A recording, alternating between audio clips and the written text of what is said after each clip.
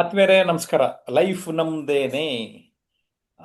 Covid ಟೈಮಲ್ಲಿ ಈ ವಿಷಯದ ಮೇಲೆ ಒನ್ ಡೇ ವರ್ಕ್ಶಾಪ್ ಮಾಡಿದೆ. ಯಾಕೆಂದ್ರೆ ಸುಮಾರು ಜನಕ್ಕೆ ಅರ್ಥ ಮಾಡಿಸ್ಬೇಕು, ನಮ್ಮ ಲೈಫು ನಮ್ದೇ ಕಣ್ರಿ ಅಂತ. ಸೊ ಆಮೇಲೆ ಈ ಟೈಟ್ಲ್ ಚೆನ್ನಾಗಿದೆ ಅಂತ ಟಿ ವಿ ಎನ್ ಮೂರ್ತಿ ತುಮಕೂರಿನವ್ರು ಹೇಳಿದ್ರು. ಆ, ಅದಾದ್ಮೇಲೆ ಯಾಕೆ ಇದೇ ವಿಷಯದ ಮೇಲೆ ಪುಸ್ತಕ ಬರಿಬಾರ್ದು ಅಂತ ಪುಸ್ತಕ ಬರೆದೆ. ಆ ಪುಸ್ತಕ ಈಗ ಸಪ್ನಾ ಬುಕ್ ಹೌಸ್ನಲ್ಲಿ ಬಿಡುಗಡೆಯಾಗಿದೆ. ನಮ್ ಲೈಫು ನಮ್ದೇನೆ. ಏನ್ ಸಾರ್ ನಾವು ಒಬ್ಬರೇ ಲೈಫ್ ಆಗುತ್ತಾ ಸಾರ್ ಅಂತೀವಿ. ಇದು ಕಾರಣ ಏನು ಅಂದ್ರೆ ನಮ್ಮ ಜೀವನದಲ್ಲಿ ನಮ್ಮ ಸುತ್ತಮುತ್ತಲು ಎಲ್ಲರೂ ಬೇಕು. ಆದ್ರೆ ಎಲ್ಲರೂ ಬೇಕು ಸರಿ, ನಾವು ನಮ್ಮನ್ನು ನಾವು ಮರಿಬಾರ್ದಲ್ವಾ? ನೀವು ನಿಮ್ಮ ಬಗ್ಗೆ ಆದ್ಯತೆ ಮಾಡಿಕೊಳ್ಳಬೇಕು ಎನ್ನುವ ಸಂದೇಶ ಇಲ್ಲಿದೆ ಸ್ನೇಹಿತರೆ. ಲೈಫು ನಮ್ದೇನೆ ಅಂದ್ರೆ ನಾವು ಸ್ವಾರ್ಥದ ಬಗ್ಗೆ ಇಲ್ಲಿ ಮಾತಾಡ್ತಾ ಇಲ್ಲ, ಅಹಂನ ಬಗ್ಗೆ ಮಾತಾಡ್ತಾ ಇಲ್ಲ. ಇಲ್ಲಿ ಅಭಿಮಾನದಿಂದ ನನ್ನ ಬದುಕು ನನ್ನದೇ ಅನ್ನುವ ರೀತಿಯಲ್ಲಿ ಬದುಕೋದು ಎಷ್ಟು ಮುಖ್ಯ ಅಂದ್ಬಿಟ್ಟು ನಾನು ಆನ್ಲೈನ್ ಸ್ಟೂಡೆಂಟ್ಸ್ಗೆ ಕೇಳಿದಾಗ ಅವರು ಅವರವರ ಅನಿಸಿಕೆ ಏನು ಹೇಳ್ತಾರೆ ಅಂತ ಈ ವಿಡಿಯೋನಲ್ಲಿ ದಾಖಲೆ ಮಾಡ್ತಾ ಇದ್ದೇವೆ. ನಿಮಗೆ ಗೊತ್ತಿರ್ಬೋದು, ನಾವು ಆನ್ಲೈನ್ ಆಫ್ಲೈನ್ ಕ್ಲಾಸ್ ಮಾಡಿದಾಗ ಈ ರೀತಿಯ ಒಂದು ವಿಷಯವನ್ನು ಕೊಟ್ಟು ಎಲ್ಲರೂ ಕೂಡ ಆ ವಿಚಾರದ ಬಗ್ಗೆ ಮಾತನಾಡೋದಕ್ಕೆ ಹೇಳ್ತೇನೆ. ಕಟ್ಟೆ ಯರಿಸ್ವಾಮಿ ಮಾಡರೇಟ್ ಮಾಡೋದಕ್ಕೆ ಈ ವಿಡಿಯೋನ ಹೇಳ್ತಾ ಇದ್ದೇನೆ. ಎಸ್, ಕಟ್ಟೆ ಯರಿಸ್ವಾಮಿ 76 ವೆಂಕಟಾಪುರ ಇವರೂರು. ಎಸ್. ಎಲ್ರಿಗೂ ನಮಸ್ಕಾರ. ಮೊದಲನೇದಾಗಿ ಇವತ್ತು ನಾವು ಜಯಪ್ರಕಾಶ್ ನಾಗ್ತಿಹಳ್ಳಿ ಯೂಟ್ಯೂಬ್ ಚಾನಲ್ ಅಲ್ಲಿ ನಾವೆಲ್ಲರೂ ಇದ್ದೀವಿ. ಈ ಒಂದು ಕಾರ್ಯಕ್ರಮಕ್ಕೆ ನಮ್ಮ ಜಯಪ್ರಕಾಶ್ ನಾಗ್ತಿಹಳ್ಳಿ ಸರ್ ಅವರು ಆಗಮಿಸಿದರೆ ಅವರಿಗೆ ಸ್ವಾಗತ ವಹಿಸ್ತಾ ಇದ್ದೀನಿ. ಅದೇ ರೀತಿಯಾಗಿ ಇಲ್ಲಿರುವಂತ ಎಲ್ಲಾ ಸ್ನೇಹಿತರಿಗೂ ಕೂಡ ನಾನು ಮೊದಲನೇದಾಗಿ ಸ್ವಾಗತ ವಹಿಸ್ತಾ ಇದ್ದೀನಿ. ಇವತ್ತಿನ ಒಂದು ವಿಷಯ ಬಂದ್ಬಿಟ್ಟು ಲೈಫ್ ನಮ್ದೇನೆ. ಹೌದು, ಯಾಕಂದ್ರೆ ಲೈಫ್ ನಮ್ದೇನೆ, ಮತ್ತೆ ಬೇರೆ ಯಾರ್ದು ಆಗ್ಲಿಕ್ಕೆ ಸಾಧ್ಯ ಇಲ್ಲ. ನೋಡಿ, ಸುಖ ದುಃಖ, ಸೋಲು ಜಯ, ಸ್ನೇಹ, ಪ್ರೀತಿ, ಕಾಳಜಿ ಎಲ್ಲವನ್ನು ನಾವು ಅನುಭವಿಸುತ್ತಾ ಬೆಳೆಯುವ ಪ್ರಕ್ರಿಯೆಗೆ ನಾವು ಲೈಫ್ ನಮ್ದೇನೆ ಅಂತ ಹೇಳ್ಬೋದು. ಈಗ ಲೈಫ್ ಅಂದ್ರೆ ಕಲಿಯುವ ಪ್ರಯಾಣ, ಹೊಸದಾಗಿ ನಾವೇನೇನ್ ಕಲಿತೀವಿ ಅದೆಲ್ಲದಕ್ಕೂ ಲೈಫ್ ಅಂತೀವಿ. ಹಾಗೆ ಲೈಫ್ ಅಂದ್ರೆ ಪರಿವರ್ತನೆ, ಅಂದ್ರೆ ಒಂದೇ ರೀತಿಯಲ್ಲಿ ನಾವು ಇರೋದಿಲ್ಲ. ನಮ್ಮ ಚಿಂತನೆ ನಡವಳಿಕೆಗಳು ಬದಲಾಗ್ತಾ ಹೋಗ್ತಾ ಇರ್ತವೆ. ಹಾಗೆ ಲೈಫ್ ಅಂದ್ರೆ ಹೊಣೆಗಾರಿಕೆ, ಅಂದ್ರೆ ನಮ್ಮ ಆದರ್ಶಗಳು, ಕರ್ತವ್ಯಗಳು ಪ್ರತಿಯೊಂದು ರೀತಿಯಲ್ಲಿ ನಮ್ಮ ಹೊಣೆಗಾರಿಕೆ ಕೂಡ ಈ ಲೈಫ್ ನಲ್ಲಿ ಮುಖ್ಯ ಆಗ್ತದೆ. ಲೈಫ್ ಅಂದ್ರೆ ಈ ದಿನ, ಇಂದು ಅಂತ ನಾವು ಹೇಳ್ಬೋದು. ಹಾಗಾಗಿ ಇವತ್ತಿನ ನಮ್ಮ ಈ ಒಂದು ಯೂಟ್ಯೂಬ್ ಲೈವ್ ನಲ್ಲಿ ನಮ್ಮ ಎಲ್ಲಾ ಸ್ನೇಹಿತರು ಇದ್ದಾರೆ. ಇವರು ಈ ಲೈಫ್ ನಂದೇನೆ ಇದರ ಬಗ್ಗೆ ಅವ್ರು ಏನ್ ಹೇಳ್ತಾರೆ ನೋಡ್ತಾ ಬರೋಣ. ಮೊದಲನೇದಾಗಿ ನಾನು ಹರಿಪ್ರಸಾದ್ ಸರ್ ಅವರಿಗೆ ಈ ವಿಷಯದ ಬಗ್ಗೆ ಮಾತನಾಡ್ಬೇಕಂತ ಕೇಳ್ಕೊಳ್ತಾ ಇದ್ದೀನಿ. ಹರಿಪ್ರಸಾದ್ ಸರ್, ನಮಸ್ಕಾರ. ನಮಸ್ಕಾರ.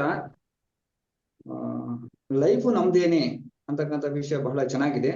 ಲೈಫು ನಮ್ದೇನೆ ಅನ್ನಕ್ಕಿಂತ ಲೈಫು ಅಂತ ನೋಡಿದಂತ ಸಂದರ್ಭದಲ್ಲಿ ಸರ್ ಜಯಪ್ರಕಾಶ್ ನಾಗತ್ ಸರ್ ಹೇಳಿದ ಹಾಗೆ date of birth, date of death ಇದರಲ್ಲಿರುವಂತ ನಡೆಯುವಂಥದ್ದು ಬದುಕು ಅಂತ ಕರಿತೀವಿ ಲೈಫ್ ಅಂತ. ಆ ಲೈಫ್ ಅನ್ನು ನಮ್ದಾಗ ಮಾಡ್ಕೋಬೇಕು. ಮನುಷ್ಯ ಯಾವಾಗ್ಲೂ ಏನಿರ್ತಾನೆ ಅಂತಂದ್ರೆ ತನ್ನದ ಬಗ್ಗೆ ಯೋಚನೆ ಮಾಡಲ್ಲ. ಪ್ರತಿಯೊಬ್ಬರು ಸಹ ಅವನ್ ಚೆನ್ನಾಗಿಲ್ಲ, ಅವಂದೇನು ಇವಂದೇನು, ಇವನ್ ಹೆಂಗ್ ಮಾಡ್ತಾ ಇದಾನೆ, ಅವನ್ ಹಂಗ್ ಬೆಳಿತಾ ಇದಾನಲ್ಲಪ್ಪ ಅಂತಕ್ಕಂಥ ಸದಾ ಯೋಚನೆ ಪರರ ಬಗ್ಗೆನೆ. ಆ ಗುಂಗಿನಲ್ಲೇ ಜೀವನ ಸಾಗಿಸಿ ಮುಗಿಸ್ಬಿಡ್ತಾನೆ. ಆದ್ರೆ ಮನುಷ್ಯ ಹುಟ್ಟಿರುವಂತ ಕಾರಣ ಏನಂತಂದ್ರೆ, ನಮ್ಮ ಪುರಾತನ ಹಿರಿಯರು ಹೇಳಿದಾಗೆ ಅಥವಾ ನಮ್ಮ ಋಷಿಮುನಿಗಳು ಹೇಳಿದಾಗೆ ಕರ್ಮ ಮತ್ತು ಋಣ ಅಂತ. ನಮ್ದು ಏನಿದೆ ಬದುಕು, ನಮ್ಮ ಕರ್ಮ ಮತ್ತು ನಮ್ಮನ್ನ ನಮ್ಮ ಜೀವನದಲ್ಲಿ ನಾವು ಏನು ಪಡೆದಿದೀವೋ ಅದನ್ನ ಅನುಭವಿಸಕ್ ನಾವು ಬಂದಿರ್ತೀವಿ. ಅದ್ರ ಬಿಟ್ಟು ಬೇರೆ ಬೇರೆ ಯೋಚನೆಗಳು ಮಾಡ್ತಾ ನಮ್ಮ ಜೀವನವನ್ನು ಕಳೀತಾ ಇರ್ತೀವಿ. ಅದಕ್ಕಾಗಿ ಪ್ರತಿಯೊಂದರಲ್ಲಿ ಸಹ ಸ್ವಾರ್ಥ ಬೇರೆ, ನಮ್ಮ ಸ್ವಾಭಿಮಾನ ಬೇರೆ.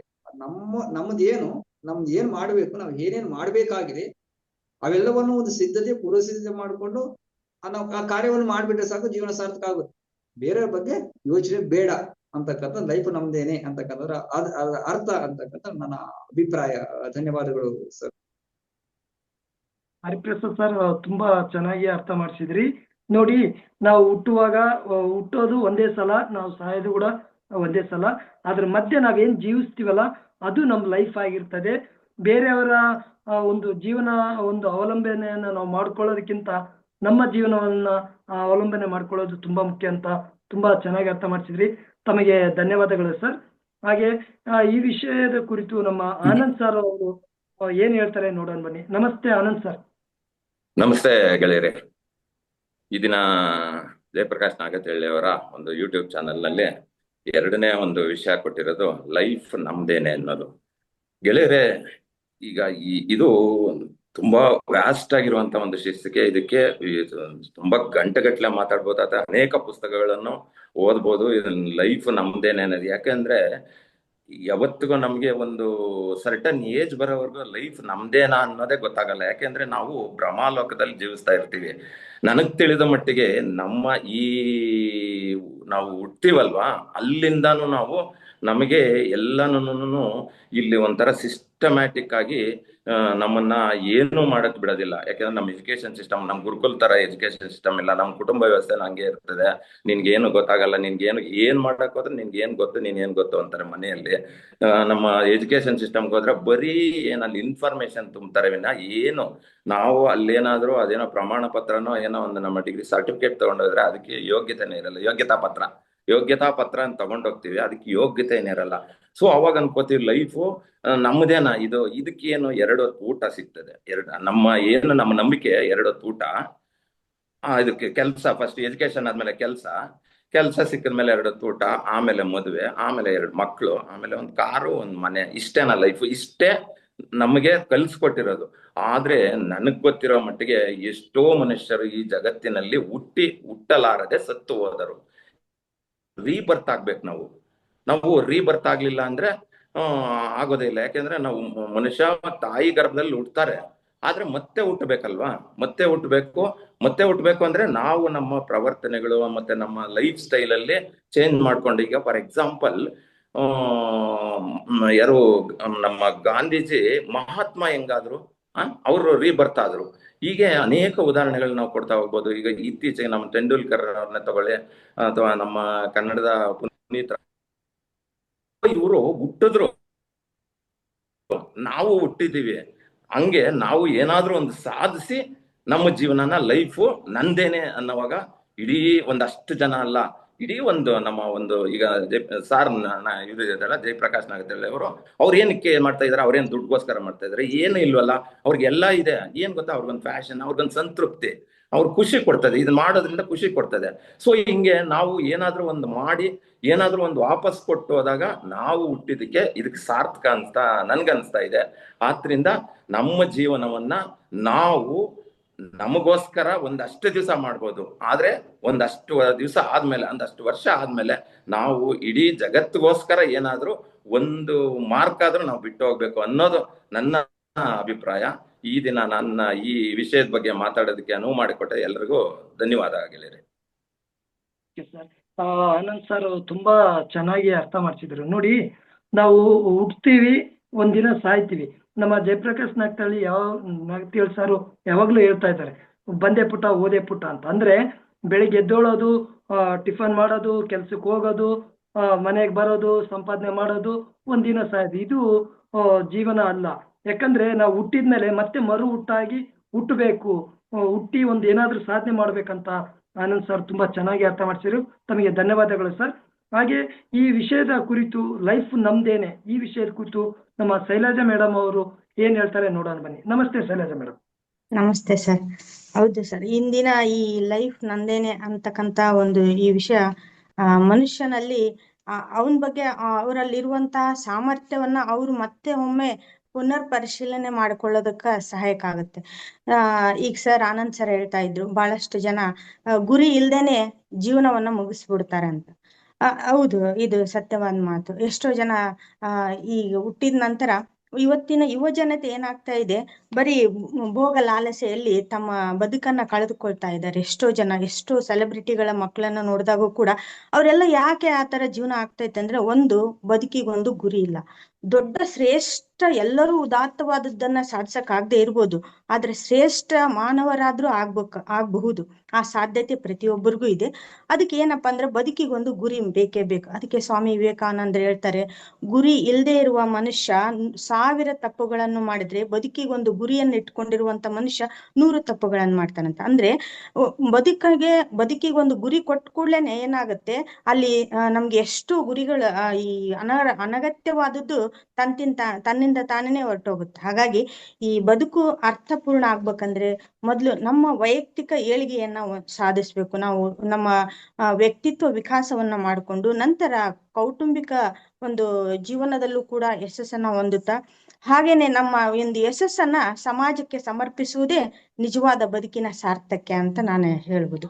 ಈಗ ನಮ್ಮ ಬದುಕಿನ ಯಾಕೆ ಅರ್ಥಹೀನ ಆಗುತ್ತೆ ಬಹಳಷ್ಟು ಸಾರಿ ಅಂದ್ರೆ ಇಲ್ಲಿ ಸಣ್ಣ ಸಣ್ಣ ವಿಷಯದಲ್ಲಿ ಕೋಪಗೊಳ್ತಕ್ಕಂಥದ್ದಾಗಿರ್ಬೋದು, ಆಲಸ್ಯ ಆಗಿರ್ಬೋದು, ನಕಾರಾತ್ಮಕ ಚಿಂತನೆ ಆಗಿರ್ಬೋದು, ಕೆಲಸದ ಬಗ್ಗೆ ಸೀರಿಯಸ್ನೆಸ್ ಇಲ್ಲದೆ ಇರೋದಾಗಿರ್ಬೋದು, ಯಾವಾಗ್ಲೂ ಇತರ ಮೇಲೆ ಆಧಾರ ಪಡ್ತಕ್ಕಂಥದ್ದಾಗಿರ್ಬೋದು, ಮತ್ತೆ ಈ ಒಂದು ದುರಾಸೆ, ಇಂಥ ಗುಣಗಳು ಮನುಷ್ಯನಿಗೆ ಬದುಕಿನ ಅರ್ಥವನ್ನ ಕಳೆಯೋದಕ್ಕೆ ಕಾರಣ ಆಗ್ತವೆ. ಹಾಗಾದ್ರೆ ಏನ್ ಮಾಡ್ಬೇಕು? ಈ ಲೈಫ್ ನಂದೇ ಅಂದ್ಮೇಲೆ ಇದನ್ನ ನಾವು ಸುಧಾರಿಸಿಕೊಳ್ಳುವಂತ ಜವಾಬ್ದಾರಿ ಕೂಡ ನನ್ ಮೇಲೆ ಇದೆ.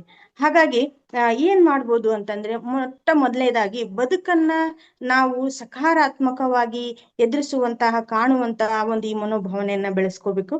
ಎರಡನೇದಾಗಿ ನಾವು ಯಾವುದೇ ಒಂದು ವೃತ್ತಿಯಲ್ಲಿ ಸೇರಿದಾಗ ಆ ವೃತ್ತಿಯನ್ನ ಶ್ರದ್ಧೆಯಿಂದ ಮಾಡ್ತಕ್ಕಂಥದ್ದು ಕೂಡ ಒಂದು ಈ ಸಮಾಜಕ್ಕೆ ನಾವು ಕೊಡುವಂತ ಒಂದು ಶ್ರೇಷ್ಠ ಕೊಡುಗೆ ಆಗತ್ತೆ. ಒಂದು ಹೇಳ್ತಾರೆ, ದೇಶ ನನ್ಗೇನ್ ಕೊಟ್ಟಿದೆ ಅಂತ ಕೇಳೋದಕ್ಕಿಂತ ನಾವು ದೇಶಕ್ಕಾಗಿ ಏನ್ ಕೊಡಬಹುದು ಅನ್ನೋದನ್ನ ಚಿಂತನೆ ಮಾಡ್ಬೇಕಾಗತ್ತಂತ ಚಿಂತಕರುಗಳು, ಮೇಧಾವಿಗಳು ಹೇಳ್ತಾರೆ. ಹೌದು, ಇವೆಲ್ಲಾ ಮಾತುಗಳು ನಮ್ ಬದುಕಿಗೆ ನಾವ್ ಏನ್ ಮಾಡ್ಬೋದು ಅಂತ ನಿತ್ಯ ನಮ್ಮನ್ನ ಜಾಗೃತೆ ಮಾಡ್ತಾ ಇರ್ತೇವೆ. ಹಾಗಾಗಿ ನಾವು ಈ ಒಂದು ಬದುಕಿಗೊಂದು ಶ್ರೇಷ್ಠ ಗುರಿಯನ್ನ ಹೊಂದೋಣ.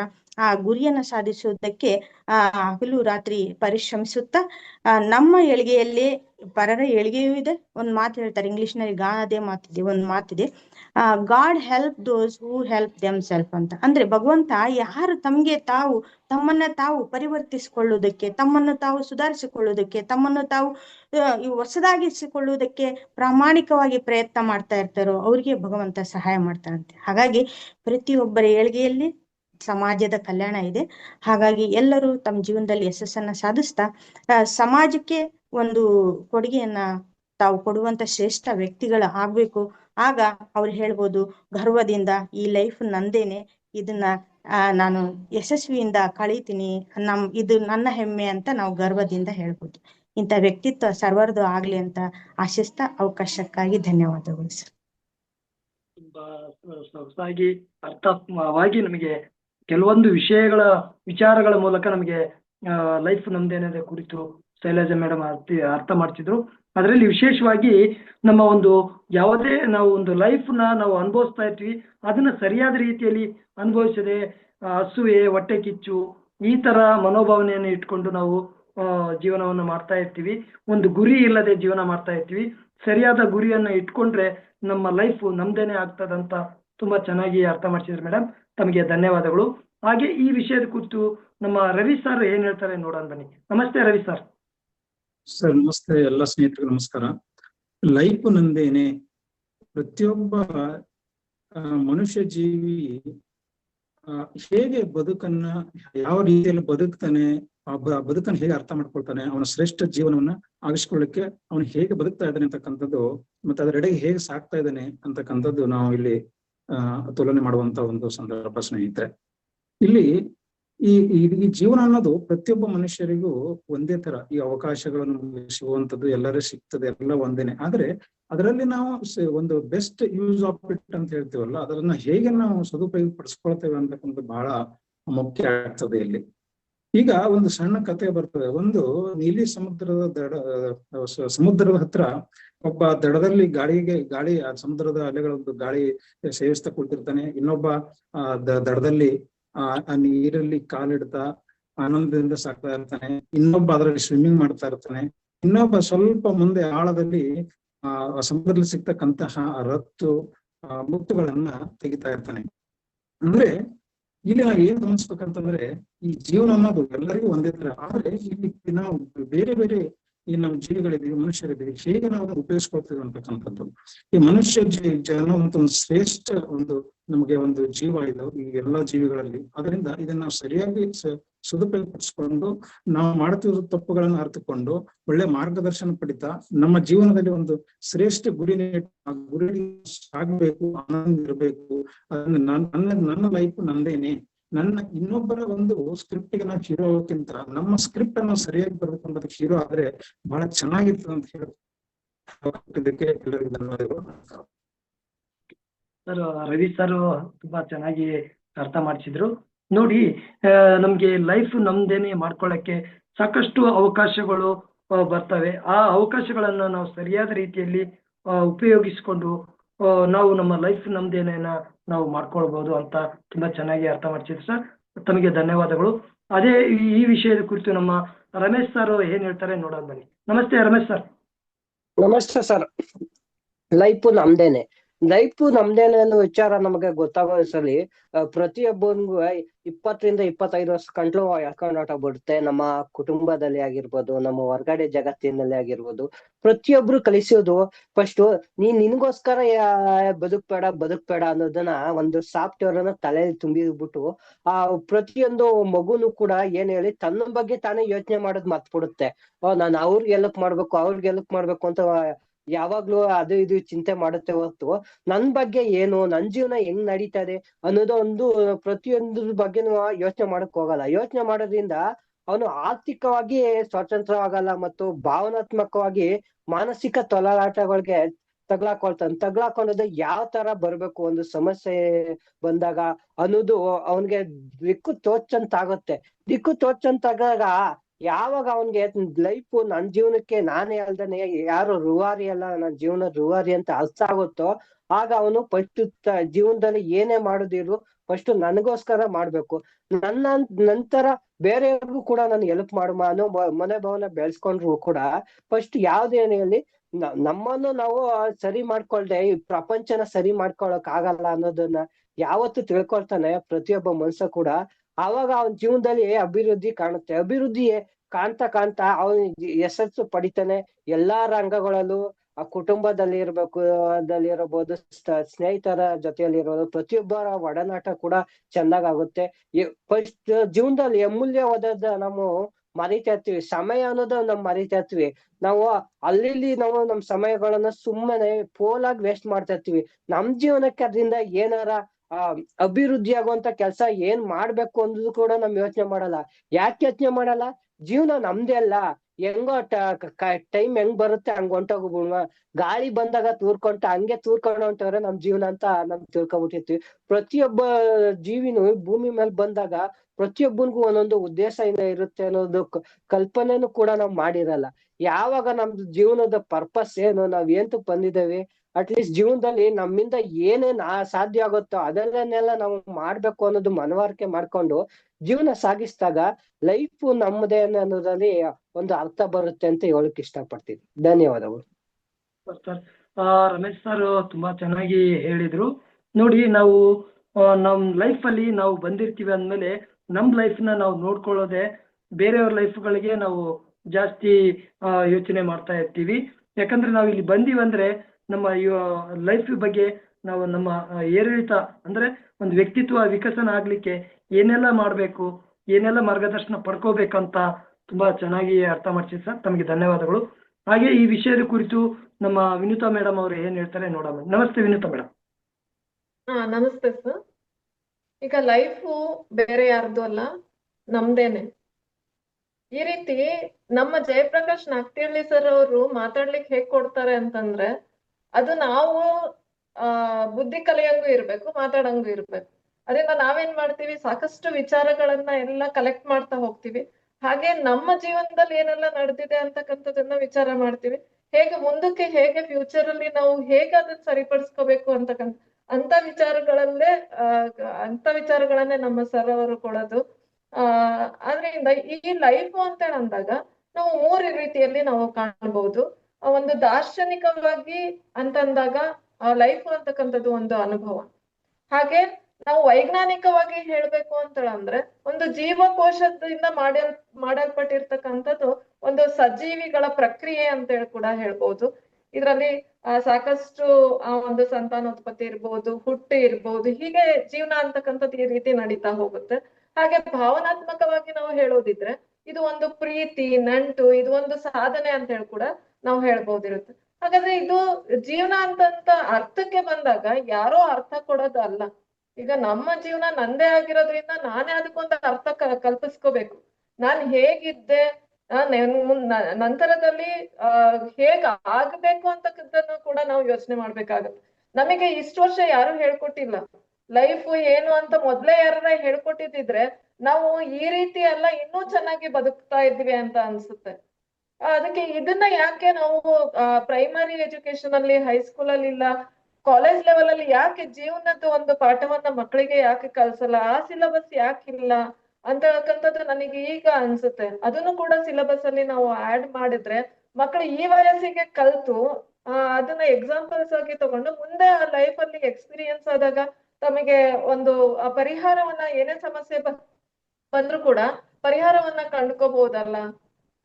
ಆದ್ರಿಂದ ಇದನ್ನ ಒಂದು ಸಿಲೆಬಸ್ ಆಗಿ ಮಾಡ್ತಕ್ಕಂಥದ್ದು ಒಳ್ಳೇದು ಅಂತ ಹೇಳ್ತಾ ನನ್ನ ಮಾತನ್ನ ಮುಗಿಸ್ತೇನೆ. ಧನ್ಯವಾದ.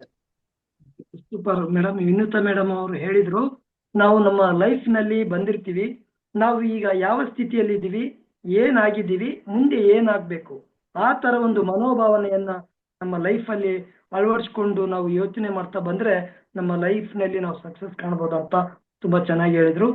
ತಮಗೆ ಧನ್ಯವಾದಗಳು ಮೇಡಮ್. ನೋಡಿದ್ರಲ್ಲ ಫ್ರೆಂಡ್ಸ್, ನಿಮ್ ಲೈಫ್ ನಿಮ್ದು ಆಗ್ಬೇಕಂದ್ರೆ ಈ ವಿಡಿಯೋನ ಮತ್ತೊಮ್ಮೆ ನೋಡಿ, ಈ ಲೈಫ್ ನಂದೇನೆ ಬಗ್ಗೆ ತಮ್ಮ ವಿಚಾರಗಳು, ಅನಿಸಿಕೆಗಳು ಏನಾದ್ರೂ ಇದ್ರೆ ನಮ್ಮ ಜಯಪ್ರಕಾಶ್ ನಾಗ್ತೇಳಿ ಯೂಟ್ಯೂಬ್ ಚಾನಲ್ ಈ ಕೆಳಗಡೆ ವಿಡಿಯೋ ಕೆಳಗಡೆ ಕಮೆಂಟ್ ಮಾಡಿ. ಹಾಗೆ ಈ ವಿಡಿಯೋ ಇಷ್ಟ ಆದ್ರೆ ಲೈಕ್ ಮಾಡಿ, ಹಾಗೆ ಈ ವಿಡಿಯೋನ ನಿಮ್ಮೆಲ್ಲ ಸ್ನೇಹಿತರಿಗೆ ಶೇರ್ ಮಾಡಿ ಅಂತ ಹೇಳ್ತಾ, ನಮ್ಮ ಜಯಪ್ರಕಾಶ್ ನಾಗ್ತೇಳಿ ಯೂಟ್ಯೂಬ್ ಚಾನಲ್ ಅನ್ನ ಸಬ್ಸ್ಕ್ರೈಬ್ ಮಾಡಿ. ಹಾಗೆ ಕೆಳಗಡೆ ಇರುವಂತಹ ಬೆಲ್ ಆಲ್ ಐಕಾನ್ ಅಂತ ಒತ್ತಿದ್ರೆ ಮುಂದೆ ಬರುವಂತ ವಿಡಿಯೋಗಳು ನಿಮಗೆ ನೋಟಿಫಿಕೇಶನ್ ಅಲ್ಲಿ ಬರ್ತಾವಂತ ಹೇಳ್ತಾ ನನ್ನ ಈ ವಿಡಿಯೋದೊಂದಿಗೆ ನನ್ನ ಒಂದು ಮಾತನ್ನು ಮುಗಿಸ್ತಾ ಇದ್ದೀನಿ. ಧನ್ಯವಾದಗಳು.